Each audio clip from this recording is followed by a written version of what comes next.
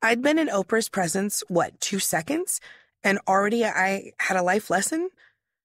That it's okay for you to say, I worked hard for what I have. I earned it and I'm going to enjoy it proudly. It only affirmed what I was learning. There is something that happens when you are grateful. You continue to receive blessings. Let's go to the garden room, she said.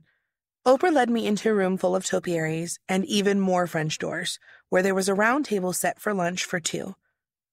Prior to my arrival, I had been thoughtfully asked about food allergies and preferences. Thank you, Lord, because I don't do the seafood, y'all. We sat down close to each other and started with a spring mix salad with apple, goat cheese, pecans, and a nice light dressing. These greens were just harvested today, she said.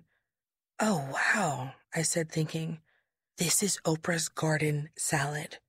And as we spoke, I did everything I could to keep eye contact without seeming like a crazy person. I mean, Oprah looked great. She was just back from New Zealand where she was shooting A Wrinkle in Time.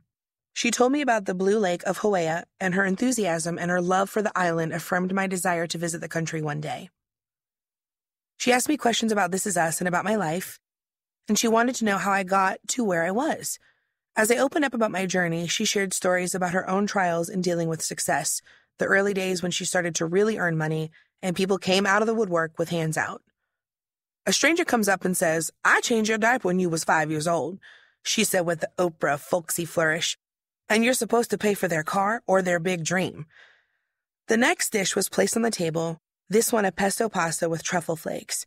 I told her how I had 81 cents on my bank account when I started This Is Us, and that now I could visit my family in Florida whenever I wanted.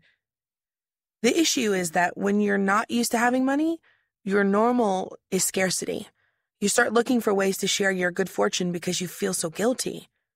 Oprah did that pursed lip thing she does when she conveys that she heard you but doesn't necessarily agree with what you said. I told her that I had a really hard time trying to decide what I was going to buy everybody for Christmas, for instance. I kept wondering, do I get something everybody can share?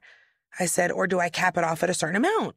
Maybe get everyone something that they love, no matter what the price is.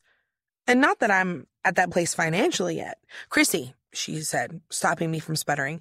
Years ago, I spoke to my attorney because I was having such a hard time. I sat everyone down and I said, this is what you get. This is what you get. So people stop messing with you? No, my family still asks me for money, she said. But you have to decide what is right for you. What do you want to give? What do you want to buy them? It's not about how much it is, because if you bought them a car, what are you going to buy them next year? Okay, there was Oprah life lesson number 2, and I was only a few bites into my pasta. You have to be the one to decide what it is that you want to give. It isn't always about money. It's your energy, it's your time, and it's your love. Those of us who are fortunate have to set boundaries because others will imagine what you can give them and hold you accountable for that until their imagined need becomes a debt you owe them. She then asked, as only Oprah can, about my relationship with my body. There had once been an ad for the Oprah show that went, "Emotional eaters, I'm talking to you." I remember how quickly and deeply that resonated with me. She talked to me then in my childhood home, and here I was talking to her in her home.